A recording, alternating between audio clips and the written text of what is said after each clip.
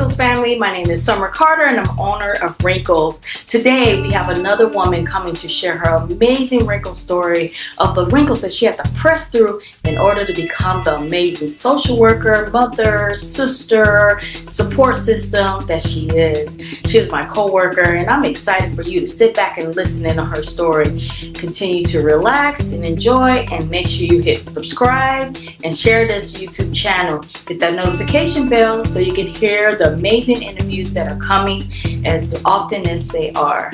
And continue to follow WRINKLES Society of Hope on WRINKLESSocietyofhope.org and follow these amazing women that are coming. You have a very, very good day.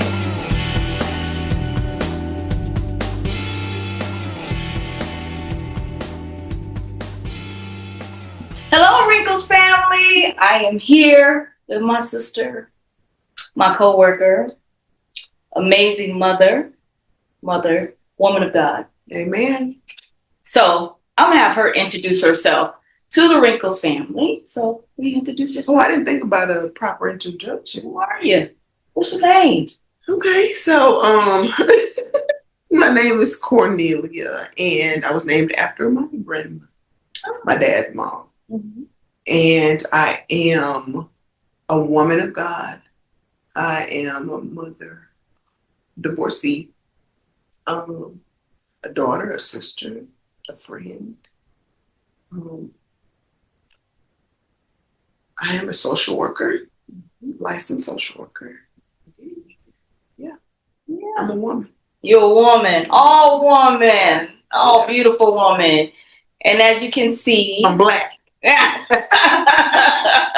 Beautiful black woman, right? Beautiful black woman. And as you can see, there's no wrinkles on her face. None I've seen since now how long we've known each other now? Let's figure that out. It's like forever, but maybe 24, the top of 24 when you 24 months? Oh, top of 24. Oh, 2024. I have no when idea. Did you come to the I have no idea. Club Bash department? Back. Has it been 2 years? Maybe. Yeah, I think it's been 2 years. Yeah. So we've been knowing each other for 2 years. Feels like forever. Mm-hmm. Feel like we just kindred spirits. Right. Yeah. Clicked immediately. But I did notice when I met her that she had this fabulous face. Nope. With no wrinkles.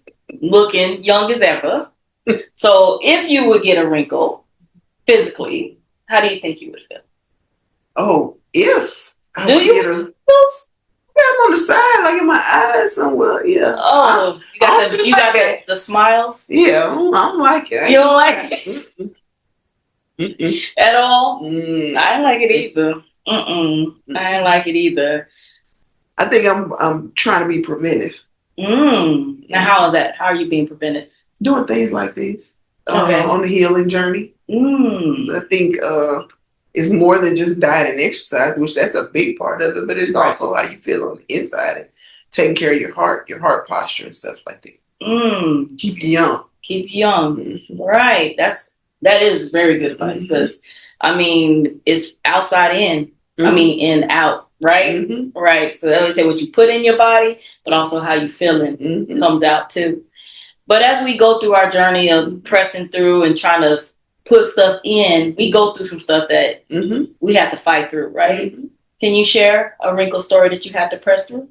So I think when I was saying like your heart posture and stuff earlier when we were talking, it has to do with like not building up like walls. You know how people have hard hearts and stuff like that. That's been big to me, and I'm blessed to be the type of person who God made to quick to forgive and, try to work through things so that I don't build up a hard heart. So keep it light. That's where you feel and look young. But as far as a wrinkle, I thought about it and it was just like so much stuff. But when I think about one thing, it's like, then, well, what was before that? And then I think about that. And then it was like, well, what was before that? So I think it started because I was young and had too much freedom.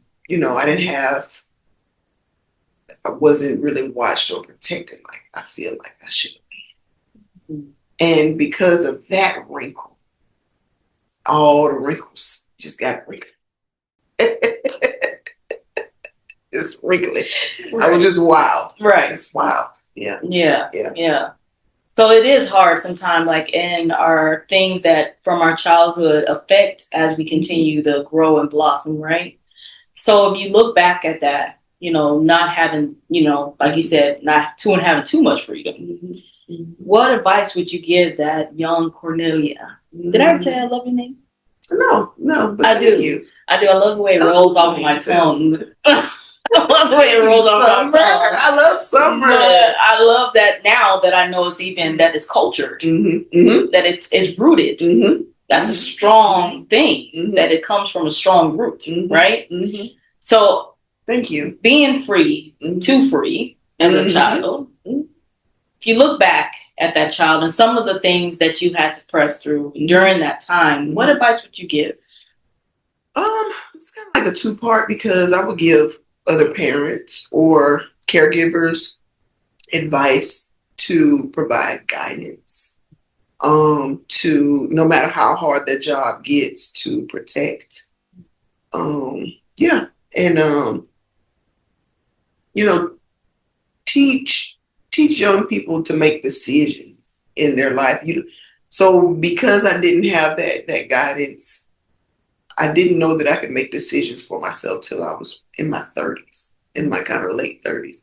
I just had a great way of whatever life hit me with to pick myself back up and keep going and fight back and just keep picking myself back up. And then later on in my 30s, I can't recall what made me know that you can choose. Because I had started already making decisions to better my life. But it just dawned on me that those were decisions that I was making that got me to complete this task, that got me to complete that task. I was just a great fall comeback queen. And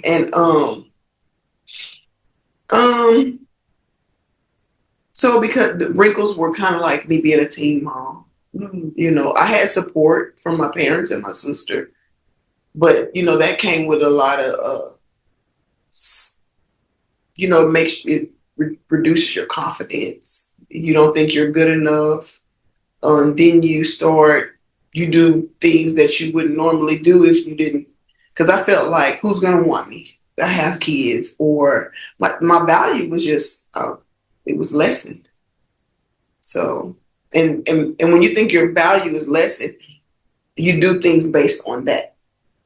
So I did a lot of things that now, I think in the beginning of this conversation, you said about like your inner beauty, your wrinkles and stuff, it's your outer beauty, but the inner beauty. And I did have some value. So I felt like then I became transactional. So where my friends would do things just to do things, I'm like, no, I should be able to get something for that. Or no, I just can't give this or that away, And I think my advice would be just to, teach young women, or if I could tell my younger self how valuable I really was, invaluable. You cannot put a price, on yourself. You can't put a price on. You don't need to put a price on everything. The word queen is used loosely, but if you really think about it, we are queens. And if we carried ourselves as queens from a young age, we would set the standard on what we're not fooling with, what we're not putting up with, what's not acceptable, and make decisions based on queen behavior. So, yeah. Yeah, that's some truth for sure. That's all truth. And so how many children do you have? I have 5. You have 5. So as you were, going as a mother and being, as you had kids older and now, how do you instill all that in them now?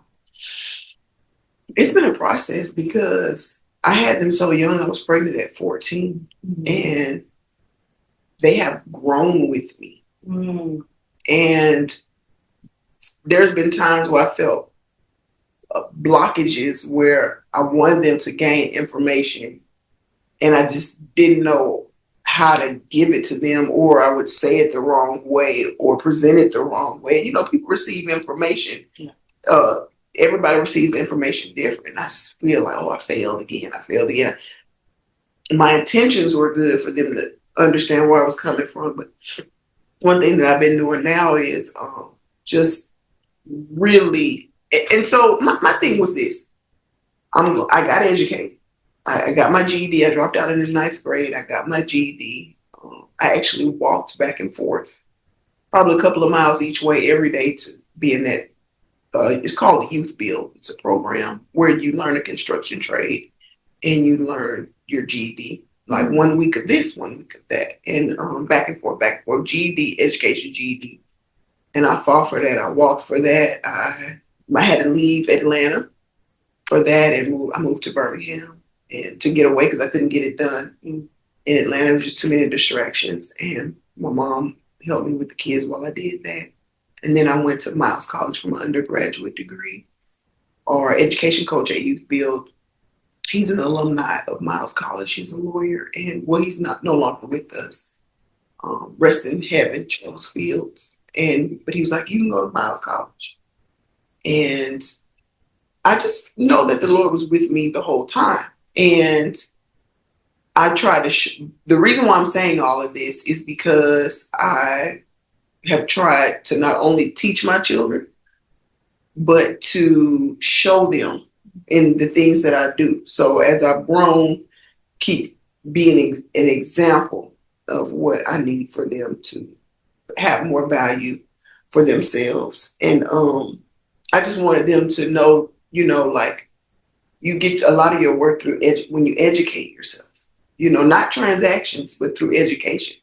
You find your way out of poverty through education. You build self-confidence through education. I even became a member of Alpha Kappa Alpha Sorority Incorporated while I was in undergrad, and that helped with my confidence. I will no longer be a member of Alpha Kappa Alpha after this year. And that's just something on my own personal journey that I'm doing. But what I needed then, the Lord gave me everything that I needed then. And so with that, they have grown with me. And more recently, I started a prayer call. So on Sundays with the kids, they're all everywhere because the 3 oldest are adults now. And we get on FaceTime and we do prayer call. And this just recently started within a couple of months, but the Lord has been on fire. Mm. So the things that I wanted to share with them that I didn't know how to say, or I wasn't saying it right, but the Lord has just been filling in the gaps and just handling it, taking care of it for me, and through this prayer call, because they're vulnerable. In this prayer call, they're learning how to pray. In this prayer call, they're learning to have a relationship with the Lord for themselves during this prayer call. So it's been really healing from then up until now. So I didn't mean to take up so much time. But no, wait a minute. So I'm still talking, right? So I'm still talking. And the thing is you've been blazing the trail before you even knew that you were blazing it, right?